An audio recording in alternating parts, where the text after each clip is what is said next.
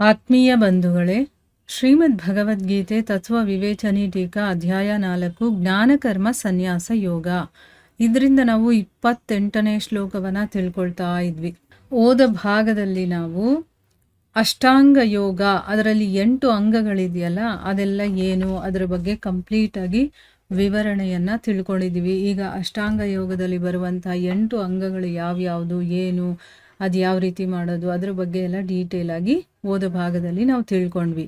ಈಗ ಪ್ರಶ್ನೆ ಏನು ಅಂತಂದರೆ, 27ನೇ ಶ್ಲೋಕದಲ್ಲಿ ತಿಳಿಸಿರುವಂಥ ಆತ್ಮ ಸಂಯಮ ಯೋಗ ರೂಪಿ ಯಜ್ಞದಲ್ಲಿ ಮತ್ತು ಈಗ ಹೇಳ್ತಾ ಇದ್ದಾರಲ್ಲ, ಇದರಲ್ಲಿ ಯಾವ ಅಂತರ ಇದೆ ಅಂತಂದ್ಬಿಟ್ಟು ಇಲ್ಲಿ ಪ್ರಶ್ನೆ ಮಾಡ್ತಾ ಇದ್ದಾರೆ.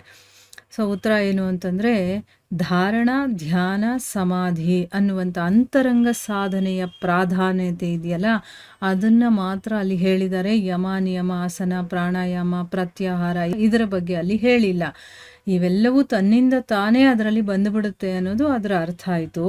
ಆದರೆ ಇಲ್ಲಿ ಎಲ್ಲ ಸಾಧನೆಗಳನ್ನು ಕೂಡ ಕ್ರಮದಿಂದ ಮಾಡೋದಕ್ಕೆ ಹೇಳಿದ್ದಾರೆ. ಇಲ್ಲಿ ಒಂದಾದ್ಮೇಲೆ ಒಂದು ಹೇಗೆ ನಾವು ಗ್ರ್ಯಾಜುವಲ್ ಆಗಿ ಮಾಡಬೇಕು, ಒಂದಾದ್ಮೇಲೆ ಒಂದು ಮಾಡ್ಕೊಂಡು ಹೋದಾಗ ನಾವು ಉನ್ನತವಾಗಿರೋದನ್ನ ಪಡ್ಕೊಳ್ಳೋದಕ್ಕಾಗುತ್ತೆ. ಸೊ ಅದಕ್ಕೆ ಎಲ್ಲ ಸಾಧನೆಗಳನ್ನು ಕೂಡ ಒಂದಾದ್ಮೇಲೆ ಒಂದು ಕ್ರಮವಾಗಿ ಮಾಡೋದಕ್ಕೆ ಇಲ್ಲಿ ಹೇಳಿದ್ದಾರೆ.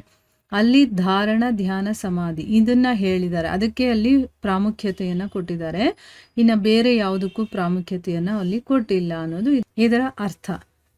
ಇನ್ನು ಮುಂದಿನ ಪ್ರಶ್ನೆ ಏನು ಅಂತಂದರೆ, ಇಲ್ಲಿ ಯೋಗ ಶಬ್ದದಿಂದ ಇಲ್ಲಿ ಕರ್ಮಯೋಗ ಅಥವಾ ಜ್ಞಾನಯೋಗ ಅಂತ ತಗೊಳ್ಳದೆ ಇಲ್ಲಿ ಯೋಗ ಅನ್ನುವ ಶಬ್ದವನ್ನು ಅಷ್ಟಾಂಗ ಯೋಗ ಅಂತ ಯಾಕೆ ಇಲ್ಲಿ ಪರಿಗಣಿಸಿದ್ದಾರೆ ಅನ್ನೋದು ಪ್ರಶ್ನೆ. ಉತ್ತರ ಏನು ಅಂತಂದರೆ, ಭಗವತ್ ಪ್ರಾಪ್ತಿಯ ಸಾಧನೆ ಇರುವಂತಹ ಕಾರಣದಿಂದ, ಅಂದರೆ ಇಲ್ಲಿ ಭಗವಂತನನ್ನು ಪಡ್ಕೊಳ್ಳೋದಕ್ಕೋಸ್ಕರ ಇಲ್ಲಿ ನಾವು ಸಾಧನೆ ಮಾಡೋ ಕಾರಣದಿಂದ ಇಲ್ಲಿ ಎಲ್ಲ ಯಜ್ಞಗಳೂ ಕೂಡ ಕರ್ಮಯೋಗ ಮತ್ತು ಜ್ಞಾನಯೋಗ ಈ ಎರಡೂ ನಿಷ್ಠೆಗಳ ಅಂತರ್ಗತದಲ್ಲೇ ಬಂದ್ಬಿಡುತ್ತೆ.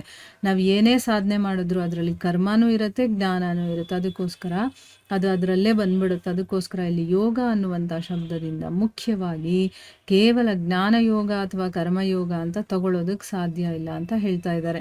ಅಷ್ಟಾಂಗ ಯೋಗ ಮಾಡಬೇಕಾದ್ರೆ ಅದರಲ್ಲಿ ಎಲ್ಲದರಲ್ಲೂ ಕೂಡ ಕರ್ಮನೂ ಬರುತ್ತೆ, ಜ್ಞಾನನೂ ಬರುತ್ತಲ್ವ. ಅದಕ್ಕೆ ಅಲ್ಲಿ ಅದನ್ನೇ ಅಂತ ಹೇಳೋಕ್ಕಾಗಲ್ಲ ಅಂತ ಅಂದ್ಬಿಟ್ಟು ಇಲ್ಲಿ ಹೇಳಿದ್ದಾರೆ. ಇನ್ನು ಮುಂದಿನ ಪ್ರಶ್ನೆ ಏನು ಅಂತಂದರೆ, ಯತಯಃ ಅನ್ನುವಂಥ ಪದದ ಅರ್ಥವನ್ನು ಚತುರ್ಥಾಶ್ರಮ ಸನ್ಯಾಸಿ ಅಂತ ಮಾಡದೆ ಇಲ್ಲಿ ಪ್ರಯತ್ನಶೀಲ ಪುರುಷ ಅಂತ ಹೇಳಿದಾರಲ್ಲ, ಅದಕ್ಕೆ ಅರ್ಥ ಏನು? ಯಾಕಂದರೆ ಚತುರ್ಥಾಶ್ರಮ ಸನ್ಯಾಸಿ ಅಂತ ಹೇಳಬೇಕಾಗಿತ್ತು, ಆದರೆ ಇಲ್ಲಿ ಪ್ರಯತ್ನಶೀಲ ಪುರುಷ ಅಂತ ಹೇಳಿದಾರಲ್ಲ, ಅದಕ್ಕೆ ಅರ್ಥ ಏನು ಅಂತ. ಇಲ್ಲಿ ಉತ್ತರ ಏನು ಅಂತಂದರೆ, ಈಗ ಸ್ವಾಧ್ಯಾಯ ರೂಪಿ ಜ್ಞಾನಯಜ್ಞದ ಅನುಷ್ಠಾನ ಇದೆಯಲ್ಲ, ಅಂದರೆ ಸ್ವಾಧ್ಯಾಯ ಮಾಡೋದು, ಅದು ಎಲ್ಲ ಆಶ್ರಮದವರು ಕೂಡ ಮಾಡಬಹುದು ಅಲ್ವಾ. ಈಗ ಸ್ವಾಧ್ಯಾಯವನ್ನು ಗೃಹಸ್ಥ ಕೂಡ ಮಾಡಬಹುದು, ಬ್ರಹ್ಮಚಾರಿ ಮಾಡಲೇಬೇಕು, ವಾನಪ್ರಸ್ಥ ಮತ್ತು ಸನ್ಯಾಸಿಗಳು ಕೂಡ ಮಾಡ್ತಾರೆ. ಅದಕ್ಕೆ ಎಲ್ಲ ಆಶ್ರಮದವರು ಸ್ವಾಧ್ಯಾಯವನ್ನು ಮಾಡಬಹುದು. ಅದಕ್ಕೋಸ್ಕರ ಇಲ್ಲಿ ಯತಯಃ ಅನ್ನುವಂಥ ಪದದ ಅರ್ಥವನ್ನು ಪ್ರಯತ್ನಶೀಲ ಅಂದರೆ ಯಾರು ಅದನ್ನು ಮಾಡ್ತಾನೋ, ಅದಕ್ಕೋಸ್ಕರ ತನ್ನ ಪ್ರಯತ್ನವನ್ನು ಮಾಡ್ತಾನೋ ಅನ್ನೋದ್ರ ಬಗ್ಗೆ ಇಲ್ಲಿ ಹೇಳೋದಕ್ಕೋಸ್ಕರ ಇಲ್ಲಿ ಆ ರೀತಿ ಹೇಳಿದ್ದಾರೆ. ಈಗ ಸನ್ಯಾಸಾಶ್ರಮದಲ್ಲಿ ಗೃಹಸ್ಥ ಮಾಡುವಂತೆ, ಈಗ ಗೃಹಸ್ಥ ಪ್ರತಿನಿತ್ಯದ ತನ್ನ ನಿಯಮಿತ ಕರ್ತವ್ಯಗಳು ಏನೇನೋ ಇರುತ್ತಲ್ವ, ಕೆಲಸ ಕಾರ್ಯಗಳು, ಅದನ್ನೆಲ್ಲ ಮಾಡ್ತಾನೆ. ಮತ್ತು ತನ್ನ ಜೀವನ ನಿರ್ವಹಣೆ ಈ ರೀತಿ ಕರ್ಮ ಮಾಡೋದು ಸನ್ಯಾಸಾಶ್ರಮದಲ್ಲಿ ಅದು ಕರ್ತವ್ಯ ಅಂತ ಅನ್ನಿಸ್ಕೊಳ್ಳೋದಿಲ್ಲ. ಅದು ಗೃಹಸ್ಥನಿಗೆ ಕರ್ತವ್ಯ. ಆದರೆ ಸನ್ಯಾಸಿಗೆ ಪ್ರತಿನಿತ್ಯ ನಾನು ತಿನ್ನೋದಕ್ಕೆ ಏನು ಬೇಕೋ, ಜೀವನ ನಡೆಸೋದಕ್ಕೆ ಏನು ಬೇಕೋ ಅದನ್ನು ದುಡಿಯೋದು ಮತ್ತು ತನ್ನ ಕರ್ತವ್ಯ ಕರ್ಮಗಳನ್ನು ಇದೆಲ್ಲ ಮಾಡೋದು ಅವನ ಮುಖ್ಯ ಕರ್ತವ್ಯ ಆಗೋದಿಲ್ಲ. ಈ ಕಾರಣದಿಂದಾನೇ ಅವರು ಇದರ ಅನುಷ್ಠಾನವನ್ನು ಹೆಚ್ಚಿನ ರೀತಿಯಲ್ಲಿ ಮಾಡಬಹುದು. ಅಂದರೆ ಈಗ ಸ್ವಾಧ್ಯಾಯವನ್ನು ಸನ್ಯಾಸಿಗಳು ಜಾಸ್ತಿ ಮಾಡಬಹುದು, ಆದರೆ ಗೃಹಸ್ಥರಿಗೆ ತಮ್ಮ ಕರ್ತವ್ಯ, ಜವಾಬ್ದಾರಿಗಳು, ಬೇರೆ ಬೇರೆ ಕೆಲಸಗಳು ಎಲ್ಲ ಇರುತ್ತೆ.